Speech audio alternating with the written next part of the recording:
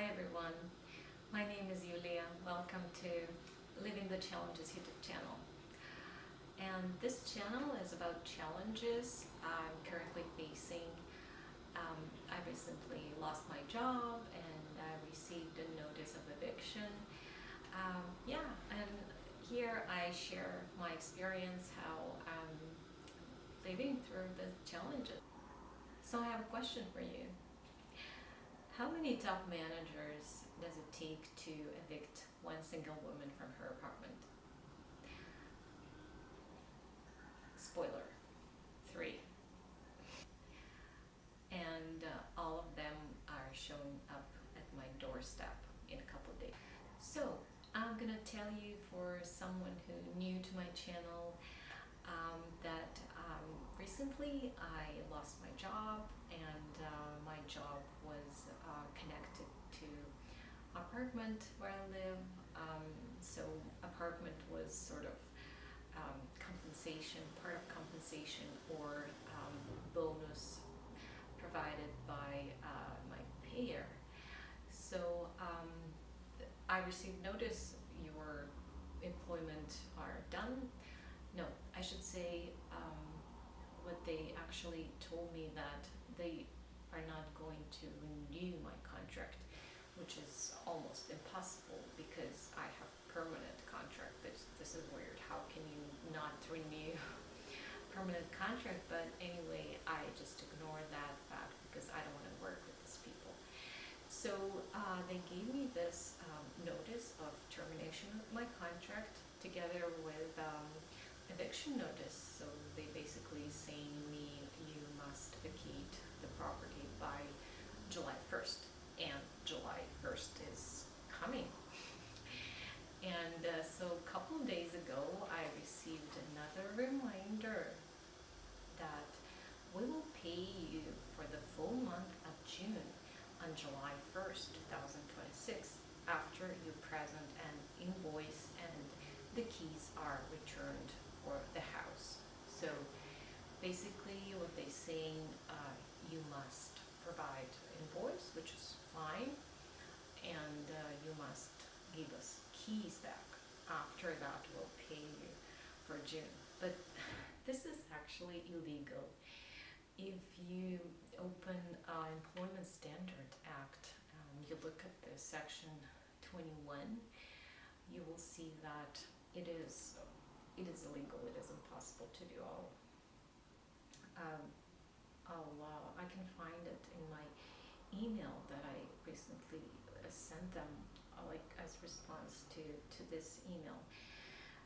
What I have here, withholding of earned wages. Please note that under BC's Employment Standard Act, section 21, an employer cannot withhold earned wages or condition their release upon any demands, including the return of residential keys. This is my statement, and the law protects me because this is what is written in the document.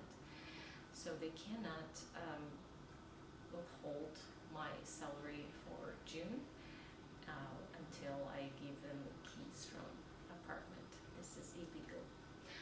And also in this email that I wrote as a response to reminder that I have to return the keys and move out by July 1st, I also said that, you know what, you guys owe me salary for May because they cut my salary.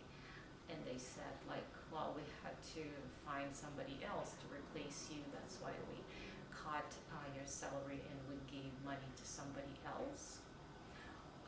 My response was, well, you guys do know that this is an operational cost, and you can't cut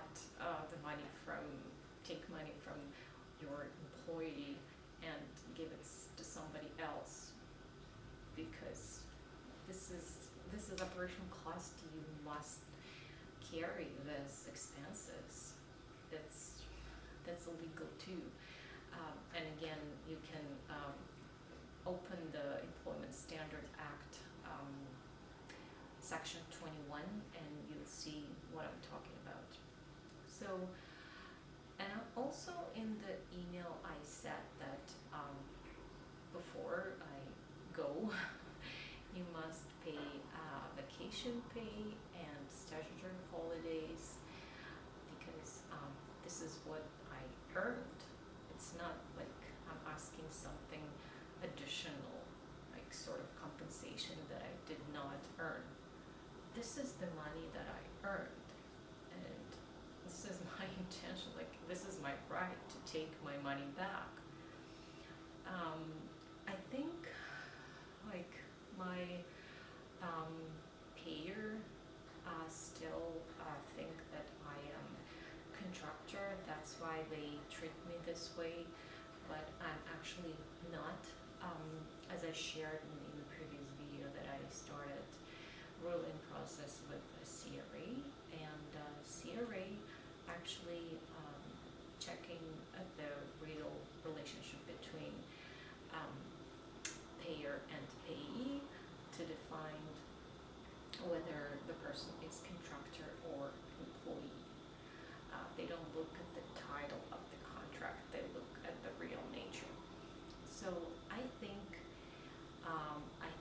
hope they will decide that I am employee and I will get all money that they owe me. But they're so in a rush to take the keys back, but they're not in a rush to pay my full salary. That's, I think, just hilarious. Their accounting department works in a snail pace, but a 3-man enforcement squad was formed in power. These people are not aware that I know my rights, that I called to RTB and I almost dispute an official notice they gave me, and then I talked to RTB officer. She explained me that I have absolute right to stay in the apartment, the relationship that described in my contract regarding to the tenancy are sort of relationship between landlord and tenant. That's why they are under Residential Tenancy Act. Although my contract states that this agreement is not governed by Residential Tenancy Act. You see? So I don't know why they're doing this. Like, are they doing this intentionally, or they just don't know the law? This is the question for me. But also what I heard from RTB officer, she said that I have the right to call police if my landlord will try to change locks, for example, or throw my stuff away. I have the right to call police and tell them what is happening to me, and most likely they will come to protect me, because landlord have to have order of possession to actually be able to evict me. But before getting order of possession, they have to go to RTB and first receive the official notice of eviction. And after that, if I will still, and I will ignore this official form, then they may start the process of getting an order of possession.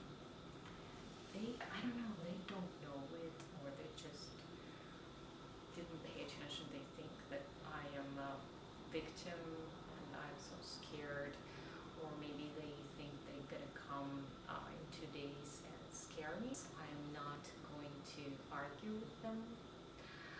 I'm gonna say that you can email me. I'm not, talking to you. I don't want to argue.